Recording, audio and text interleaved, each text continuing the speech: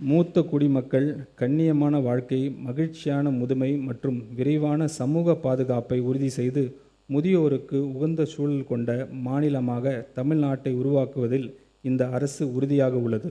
மூத்த குடிமக்களுக்கான அனைத்து அவசியமான வசதிகளுடன் கூடிய மூத்த குடிமக்கள் இல்லங்கள், தகுதி வாய்ந்த பராமரிப்பாளர்கள், மருத்துவ பணியாளர்கள் மற்றும் பொழுதுபோக்கு வசதிகளுடன் மாவட்டந்தோறும் எக்ஸ்டெண்ட் செய்யப்படும். முதலாம் ஆண்டில் 12 மாவட்டங்களில் 12 முதியோர் இல்லங்கள் அமைக்கப்படும்.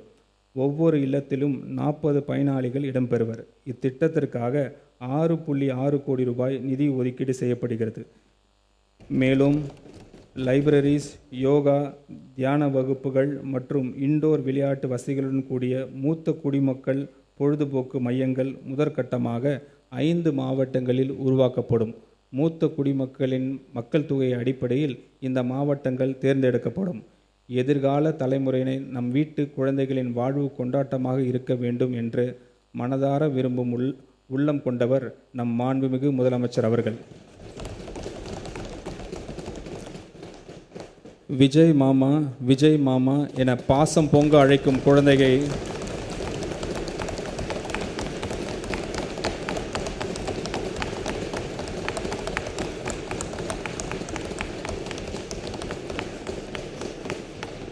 விஜய் மாமா, விஜய் மாமா என பாசம் அழைக்கும் குழந்தைகள் செல்வங்களை பற்றி நாள்தோறும் சிந்திப்பவர் நமது மாண்புமிகு முதலமைச்சர் அவர்கள். அக்குழந்தைகளை தினமும் வரும் அங்கன்வாடி மையங்களில் அவர்களுக்கான ஆரம்பகால பராமரிப்பு மற்றும் சேவையை நல்ல முறையில் வழங்கிடவும் வகையிலும், மையத்திற்கு வரும் குழந்தைகள் மகிழ்ச்சியுடன் ஆரோக்கியத்துடன் இருப்பதை உறுதி செய்திடவும் வகையிலும் பாதுகாப்பான குடிநீர், கழிவறைகள், மின்சார இணைப்பு உள்ளிட்ட அடிப்படை வசதிகளை உள்ளடக்கிய 500 அங்கன்வாடி மையம் கட்டடங்கள் நடப்பாண்டில் கட்டப்படும். டிரான்ஸ்ஜெண்டர்களுக்கு திருநர்கள் சமூக மற்றும் பொருளாதார அதிகாரமளிப்பு உறுதி செய்யும் வகையில் தமிழ்நாட்டு திறன் மேம்பாட்டுக் கழகத்தின் TNSDC மூலம் பல்வேறு தொழில்களின் திறன் பயிற்சி வழங்கப்படும். மேலும் அவர்கள் தொழில் தொடங்குவதற்கும் நிலையான வாழ்வாதாரத்தை உறுதிப்படுத்துவதற்கும் மானியத்துடன் இணைந்து வங்கி கடன் வசதியும் வழங்கப்படும். நபர் ஒருவருக்கு அதிகபட்சமாக 50,000 ரூபாய் வரை சுயதொழில் மானியத்துடன் வங்கி கடன் பெற ஊக்குவிக்கப்படுவார்கள். சமூக மற்றும் குடும்ப சவால்களை எதிர்கொள்ளும் டிரான்ஸ்ஜெண்டர்களுக்கு பாதுகாப்பான தங்குமிடம், உணவு, ஆலோசனை மற்றும் மறுவாழ்வு ஆதரவு வழங்குவதற்காக 5 மாவட்டங்களில் அரண் தங்குமிடம் வசதிகள் நிறுவப்படும். மேலும் கல்வி, வேலைவாய்ப்பு, மருத்துவ சிகிச்சை, தேர்வுகள் மற்றும் பயிற்சி நிகழ்ச்சிக்காக பிற நகர்களுக்கு பயணம் செய்யும் திருநகர்களின் தேவைகளை பூர்த்தி செய்யும் வகையில் 15 மாவட்டங்களில் குறுகிய கால தங்குயிடம் வசதிகள் ஏற்படுத்தப்படும். இந்த திருத்த வரவு செலவு திட்ட மதிப்பீடுகளில் சமூக நலன் மற்றும் மகளிர் உரிமை துறைக்கு 9,818 கோடி ரூபாய் ஒதுக்கீடு செய்யப்படுகிறது. மருத்துவம் மற்றும் மக்கள் நல்வாழ்வு, தாய் மற்றும் குழந்தை நல பராமரிப்பு தமிழ்நாட்டின் பொது சுகாதார அமைப்பின் முக்கிய தூணாக விளங்குகிறது. அண்மையில் எடுத்த நேஷனல் சாம்பிள் ரெஜிஸ்ட்ரேஷன் சிஸ்டம் சர்வேயின்படி தமிழ்நாட்டின் குழந்தை இறப்பு விகிதம் 1000 பிறப்புகளுக்கு 11 உள்ளது. இது தேசிய அளவில் மிக குறைந்த விதங்களில் ஒன்றாகும். அரசு தொடர்ந்து பொது சுகாதாரத்துறையில் செயல்படுகிற திட்டங்களால் மட்டுமே இது சாத்தியமானது. இதற்கு சான்றாக மாநிலத்தின் 99.9% பிரசவங்கள் மருத்துவமனைகளில் நடைபெறுகின்றன. இவற்றில் 53% மேற்பட்ட பிரசவங்கள் அரசு மருத்துவமனைகளில் நடைபெறுகின்றன.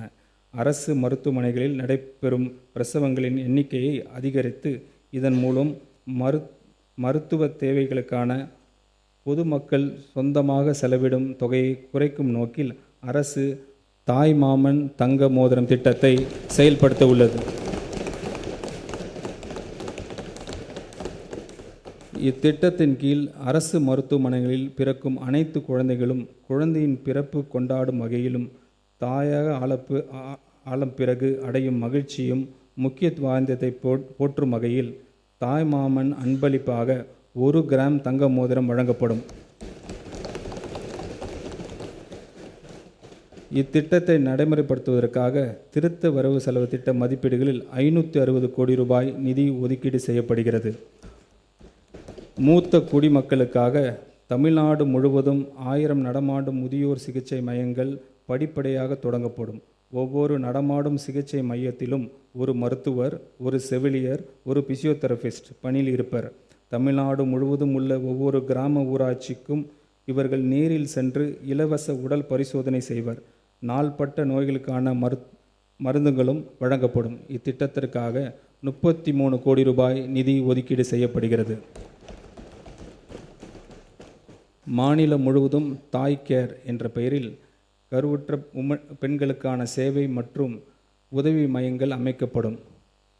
இந்த மையங்களில் பிரெக்னென்ட் உமன் அவருடைய மகப்பேறு நாள் நெருங்கும் வேளையில் தங்கியிருந்து பலன் பெறலாம். இந்த மையங்களில் பிரெக்னென்ட் உமன்ஸ் கட்டணமில்லாமல் உணவு மற்றும் மருத்துவ உதவிகள், தொடர் மருத்துவ கண்காணிப்பு உள்ளிட்ட சேவைகள் வழங்கப்படும். இத்திட்டத்திற்காக 23 கோடி ரூபாய் நிதி ஒதுக்கீடு செய்யப்படுகிறது. தொலைதூர மற்றும் கிராமப்புறங்களில் வாழும் மக்களுக்கு சிறப்பு மருத்துவ பராமரிப்பு கிடைப்பதை உறுதி செய்யும் நோக்கில் அரசு ஹப் அண்ட் ஸ்போக் மருத்துவமனைகள் வகையிலான டெலிமெடிசன் சிஸ்டம் உருவாக்கப்படும். ஸ்பெஷலிஸ்ட் டாக்டர்ஸை கொண்ட 5 மையங்கள் உருவாக்கப்பட்டு அவற்றுடன் ஆரம்ப சுகாதார நிலையங்கள் மற்றும் அரசு மருத்துவமனை அளவிலான 200 கிளைகள் வெப்சைட் மூலம் தொடர்படுத்தப்படும். அடுத்த 5 ஆண்டுகளில் இம்மையங்கள் மற்றும் கிளைகளின் எண்ணிக்கை படிப்படியாக அதிகரிக்கப்பட்டு 1000 மையங்கள் ஏற்படுத்தப்படும். டெலிமெடிசன் நெட்வொர்க்ஸை உருவாக்க திருத்த வரவு செலவு திட்ட மதிப்பீடுகளில் 18.5 கோடி ரூபாய் ஒதுக்கீடு செய்யப்படுகிறது. புற்றுநோய் பராமரிப்பு தொடர்பாக இந்த அரசு ஹப் அண்ட் ஸ்போக் மருத்துவமனை வகையிலான அமைப்புகள் உருவாக்கும்.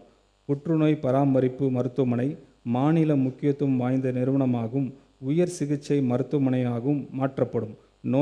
நோயாளிகளின் முதல் தொடர்பு மையமாக 5 மண்டல புற்றுநோய் பராமரிப்பு மருத்துவமனைகள் நிறுவப்படும். இந்நிறுவனங்களில் புற்றுநோய் பராமரிப்பு தொடர்பான ஆராய்ச்சி மற்றும் மேம்பாட்டு பணிகளையும் மேற்கொள்ளவும் இதற்கான டிபிஆர் தயாரிப்பதற்காக திருத்த வரவு செலவு திட்ட மதிப்பீடுகளில் 10 கோடி ரூபாய் ஒதுக்கீடு செய்யப்படுகிறது. பிளே ஸ்டோர் மற்றும் ஆப் ஸ்டோரில் இருந்து பாலிமர் செயலியை QR கோடு மூலம் பதிவிறக்கம் செய்யுங்கள். செய்திகளை உடனுக்குடன் பெறுங்கள்.